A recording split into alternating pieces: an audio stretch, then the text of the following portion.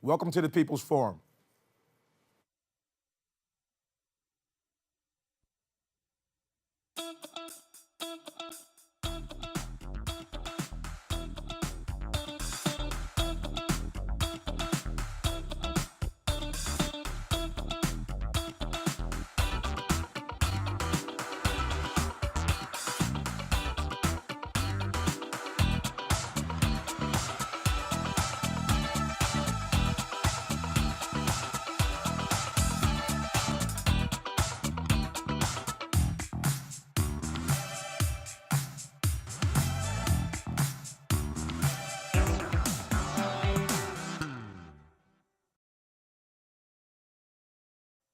We are demanding recoupment.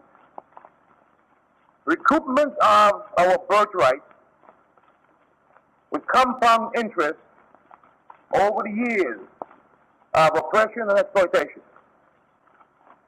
We're demanding recoupment of earnings that were never paid.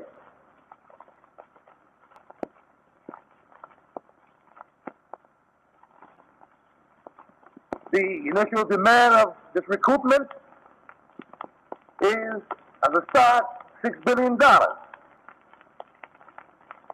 billion for the creation of a black urban coalition.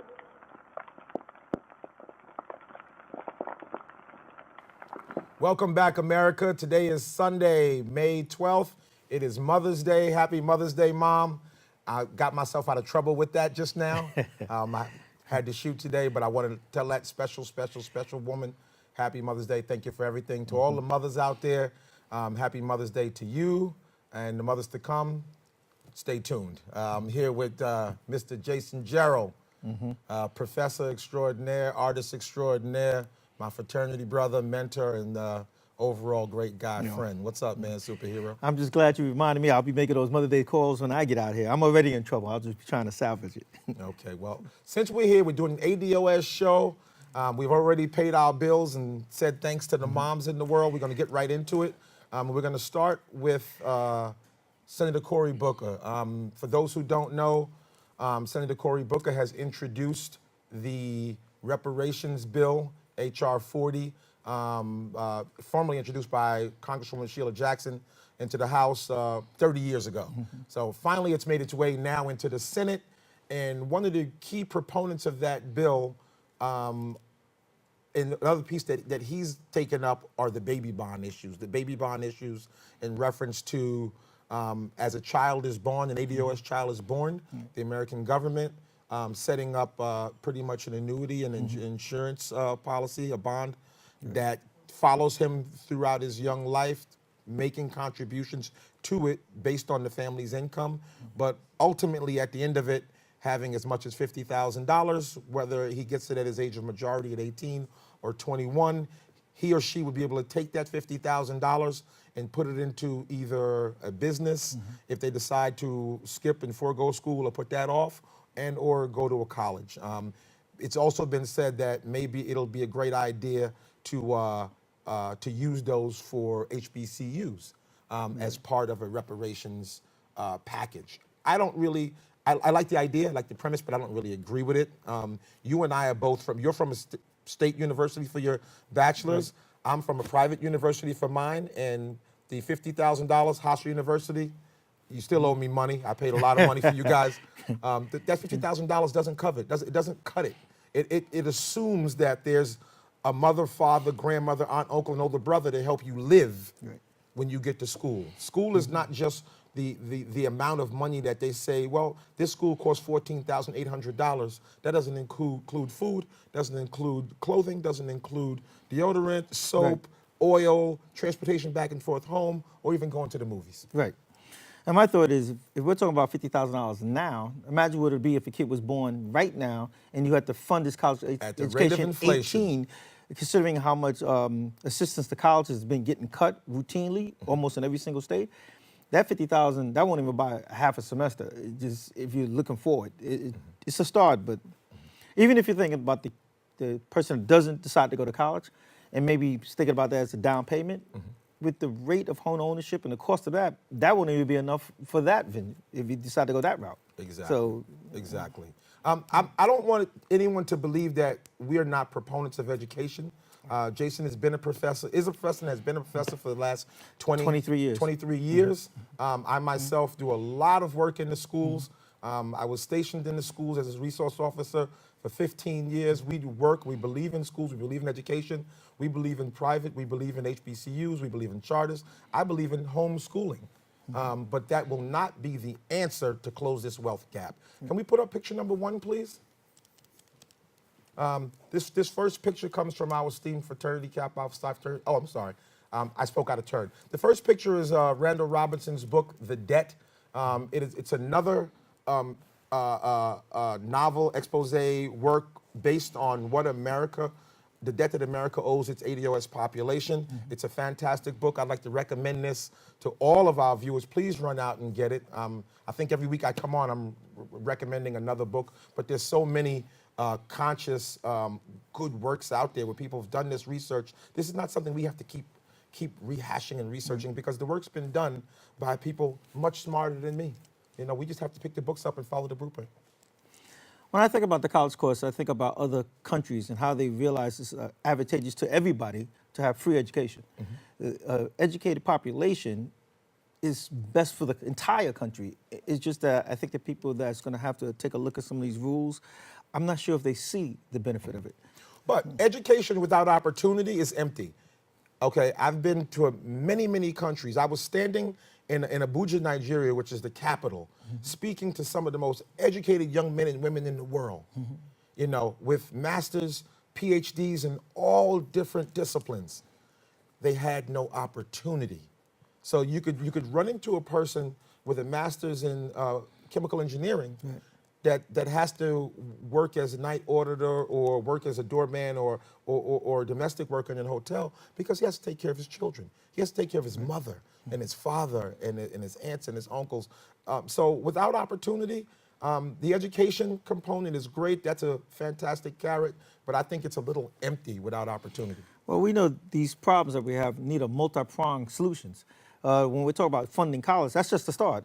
Opportunities, we can start that simultaneously. And it's not like jobs are lacking. It's just how do we connect that? Well, and I'm glad you mentioned jobs. Whenever you hear Bernie Sanders or any of these political people running, they always mention jobs and putting people back to work. I can't leave my son a job. I can't leave my daughter a job. I cannot leave my son or daughter an apartment.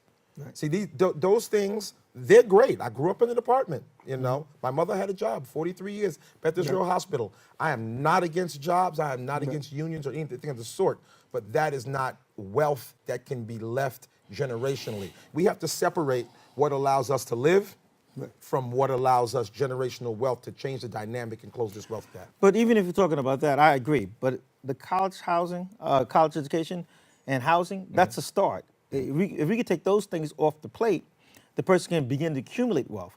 It's just that housing right now costs so much of somebody's budget that if they're thinking about where they live and how they make the rest of their life goes, that's a big thing. Yeah, for most of us, it's probably almost as much as 50% of your monthly income goes into your housing. And for some, it's even more than that. Some it's even more like 70%. When in reality, it shouldn't be more than 10%. Right. You know, but if you don't own your home, if your home had not been passed down to you where you're paying taxes only and maintenance, you don't have that opportunity. That's something that's been stolen from you based on Richard Rothstein's book, Color of Law. That's something that's been stolen from you. And you have to understand it. There are pundits out here saying that we don't need these things and we can make the changes ourselves. And the first thing we have to do, I heard my brother say this, love him dearly, my brother Niger said this, that we have to start taking personal responsibility for ourselves before we can start pointing the finger at others. And I'm going to hold him to task on that because that frame of thinking is detrimental and it's dangerous and it's bad. You don't hold the victim responsible for what was done Absolutely to them not. by the other person. It doesn't happen. But even going back to housing, when I think about what they consider to be affordable housing, first of all, I don't think it's affordable. But if I look at the housing stock where most of people that look like me or you live in cities, it comes with fewer opportunities and a lesser quality of life. And they're living in places where they don't have banks. They have check cashing places that take wealth out of the neighborhood. Jobs in that neighborhood, far and few between. And just the contacts that you'll meet that helps you on the road to getting somewhere, they're not there. They're absent in those neighborhoods. And the type of jobs. People that have done incredibly well, we don't live in those neighborhoods. We might have grown up there, but we leave. We come back and do some work there, but if we live there, we'd be more of a resource. We'd be able to say to somebody's kid, hey, you know, the hospital I'm working at, they got janitor jobs. It's not the greatest job, but you know, if it's a job for a teenager, we can start there. I have to tell a story. I'm glad you mentioned that. Could you put up picture number 2? We have a fraternity brother. His name is Dwight King. Dwight was a long-time custodian at Columbia University. And when we were in school, to us, he was somehow an underachiever as 18, 19-year-olds. Now, you see how much they make now? Yeah, but we didn't know. We were 18, 19 years old. So finally, one day, we sit Dwight down and we say, you know, roughing them up like little kids, why do you work there? You know, you're educated. Why do you work at Columbia as a janitor? And he says, because I'm a lifelong student and I get to go to school for free. I've got 2 and masters. his kids go for free. My wife has got 2 masters. My kids go to school here for free. I can come into this building at night and do my work and then come into these classrooms and open my brain, you know, and receive one of the best educations in the world. Now, it took me a few years to understand that he was probably, you know, 10 times more accurate and smarter and in a better position than the rest of us. But that's the thing to do. There's no job that's a bad job. Oh, of course not. I don't want to say when I say a job you can't leave your son or daughter like it's a bad thing. It's a bad thing for generational wealth, but that Maybe. well, Maybe. if it depends on what you do with your salary. What you do with your Right, salary, right. what you do with your annuity, what you do with your 401k, Right. if those things are in place. But it does allow you a foundation. It allows you a foundation for entrepreneurial or any other things you'd like Now, to here's do. what I do like about your story. The fact that you were able to talk to them, to have that one-way conversation. As we accumulate wealth, we tend to move out of those neighborhoods, taking our networks and our ability to talk to people we leave behind out of there. We go back, but being there for a couple hours doesn't replace living there where No, people it does know not. you, It does trust you, not. start conversations. You see things that you want to bring up to people. So our neighborhoods are no longer villages. They're individual people trying to strike out the best way they can by themselves for the most part. Hiding behind a closed door. There's no longer the lady on the first floor with the open apartment door or the 4th floor where everybody just rushes in and there's food and there's Kool-Aid and in the neighborhoods we grew up with, if we did something foolish, our mother knew about it before she got home because everyone trusted her. And it wasn't like a conversation, did we do it? She heard from the neighbor. She trusted the neighbor. But now in our neighborhoods, we have people moving in and moving out so quickly, those bonds aren't there. The trust level to raise each other kids, watch each other kids are not there. It's not there. You know, so our neighborhoods need a lot of different work. So it's not just school, it's not just housing. You know, we need what I call stable housing where we don't have this traffic in all the time. transient nature, but that goes back to the redlining. That goes back to the ability to purchase homes, to pay mortgages, the predatory lending that was done. All of those things put us in that position, and then we have nothing but blame. Can we go back to the 4 generals on the screen? I just want to point these gentlemen out because these are 2, 3, 4-star generals, and they all went to HBCUs. So, like I said again. I'm not against using the $50,000 for education. It has to be, of course, focused, and we have to realize that 50 is pretty much might pay for you to live $10,000, $12,000 a year, but it will not pay for your education. These gentlemen all went to HBCUs, and these gentlemen now, members of our fraternity Kappa Alpha Psi, you know, are shining examples of what education can do, but education alone is not opportunity. These gentlemen sought opportunity in the military. I'm a big proponent of young people, if you're a little unsure, seek an opportunity in the military. I don't care if it's the Coast Guard. I don't care if it's the Salvation Army. I just want you to seek opportunity wherever it may be and be unafraid. Now, one of the things when you talk about education, you're right, it's not enough to put you through, but one thing that I have to say one of the positive things about education, things like fraternities, which provide mentors, counseling, other people that are struggling with you, that you help each other. And we've been fortunate enough that we have brothers that are older than us that have been through that struggle and help us navigate those waters. The question is, how do we get more mentorship, more counseling, more assistance to some of our younger people who have not gotten to college, who are not lucky enough to go down that road. All right, we're going to pick that up when we come right back. We're going to a commercial, and we'll be back in 60 seconds. Thank you very much.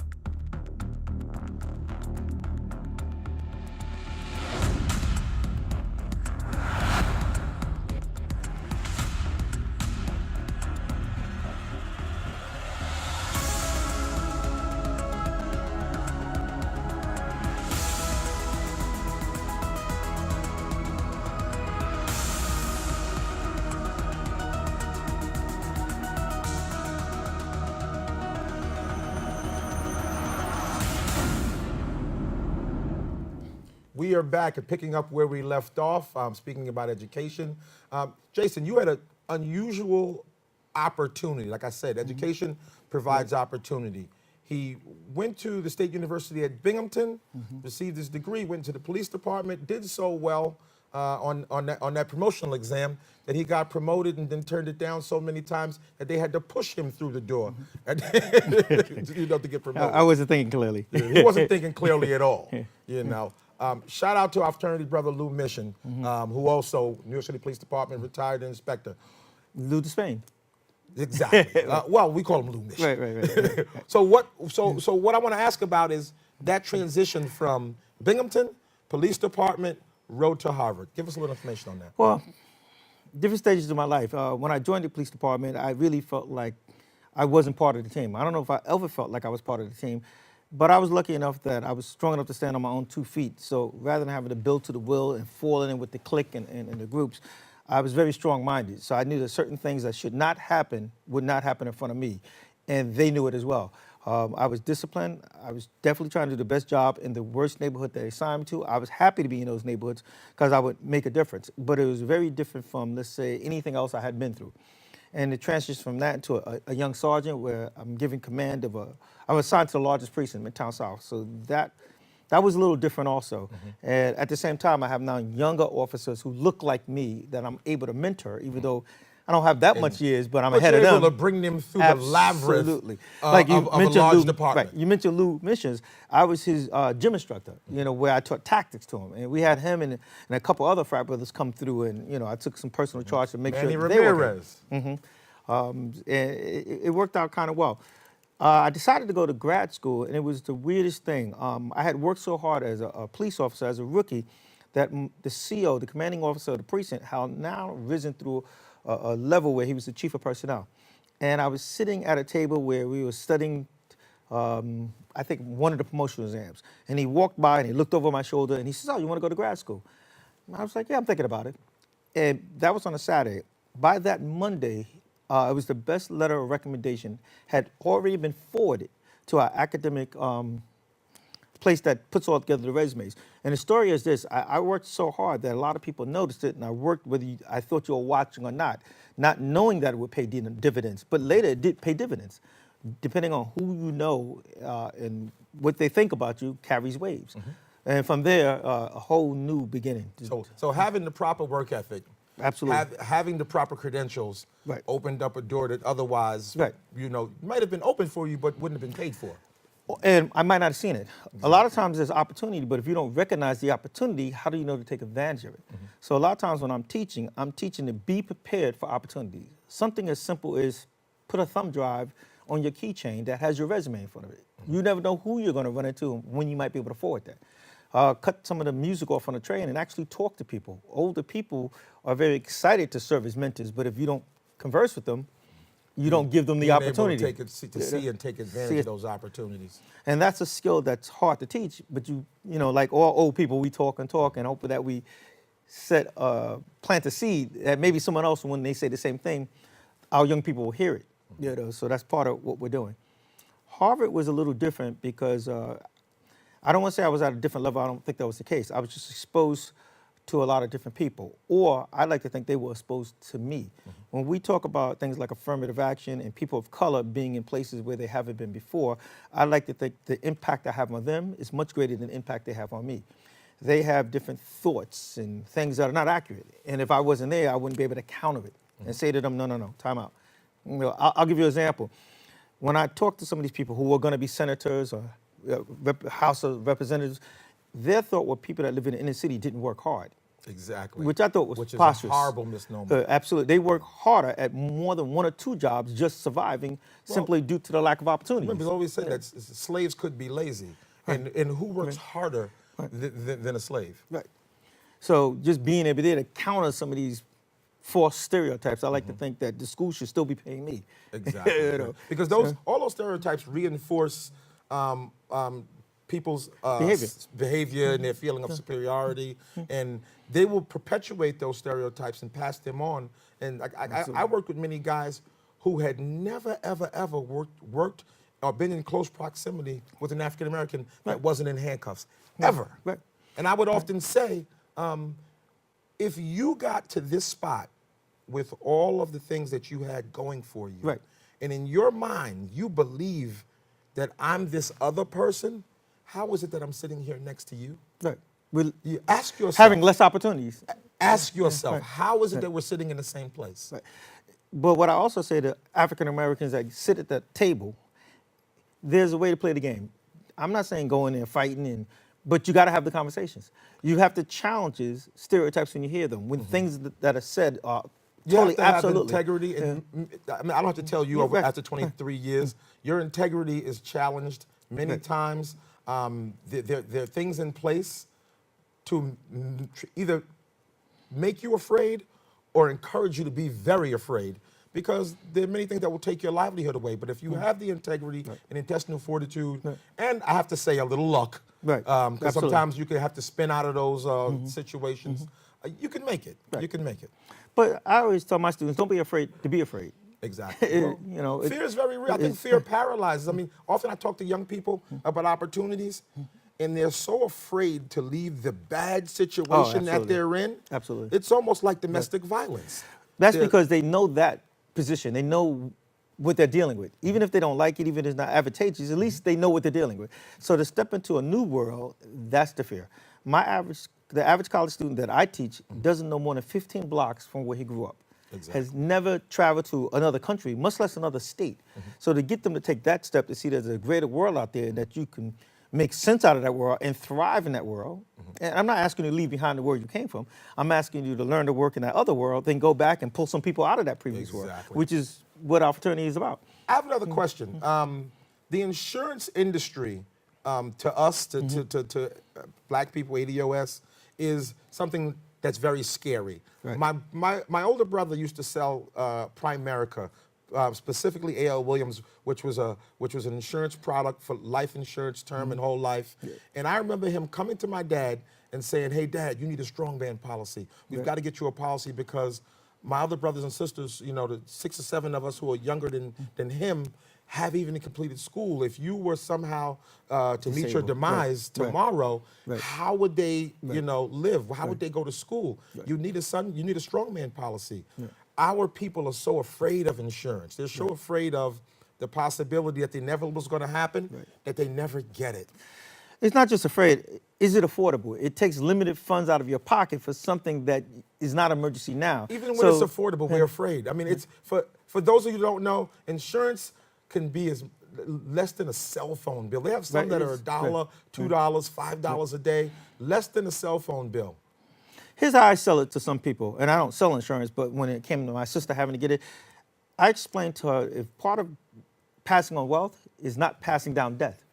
So I can't expire and leave such a huge bill to bury me that any money I might have left to you get compromised. So part of the job of insurance is to eliminate debt upon my demise, or, you know. But believe it or not, slaveholders took out insurance. Put the last graphic up, please. Slaveholders took out insurance on property, on what they saw as their property. And human beings, they took out. I mean, they took out. Look at this. Look at this. Insurance company of Hartford, Connecticut. Hartford, Connecticut. Capital and surplus, $500,000. You know, so if they were able to take out insurance on enslaved persons, why can't we use insurance to help lift us up? Whether it's a death policy, whether it's an injury, whatever the policy is, we have to figure out ways to pay for those policies and then pass them on to the next generation. You know, when I die, and it has to come, whether it's tomorrow, next week, 40 years from now, I would be remiss if I didn't leave my family an insurance policy for several $100,000. I think of insurance not just in the event of our demise, but just so I can save money. I have house insurance, so it doesn't cost me a boatload of money, so I can keep that money in my savings and other places, in case something goes wrong. So that way, when I'm talking about, again, passing on wealth, if I have to spend it fixing this, fixing the car, if I think about the insurance, I have bike insurance, car insurance, motorcycle insurance, personal insurance, pet insurance. I mean, I can go down the line. But all of that is, again, not to put me in a financial situation where it eats away at my reserves. I'm of the belief that if we took the baby bond money and broke that into payments over the life of a policy, and we put that into insurance, the surplus, the amount of money that we receive in return for that, I mean, the windfall would be incredible. That's, I think, a real avenue that we ought to research. I'm sure it's already been done. It's a real avenue. It's a real opportunity. And I think it definitely makes sense. We got 1 minute to go. Say your last words and we'll wrap up. No, you know something? Most people don't know that we talk a lot, and we have these conversations whether we're on the show or not. We both look forward to this. This is a driving conversation. We look forward to these conversations because they're stimulating and make me think, and I'm a lifelong learner. So it's an opportunity for me to dig into some of this, go back home, read some of the. So I just like to thank you for inviting me. Hey, brother, my pleasure. Mom, Dean Wing, once again, I want to say thank you. Happy Mother's Day to you. You've given me everything. You've made it possible for me to be here and be the person that I am. It almost chokes me up because you worked so very hard those 42 years riding that train. I said to myself, I could never ride the train downtown for 42 years. So thank you, Mom. I love you. Good night.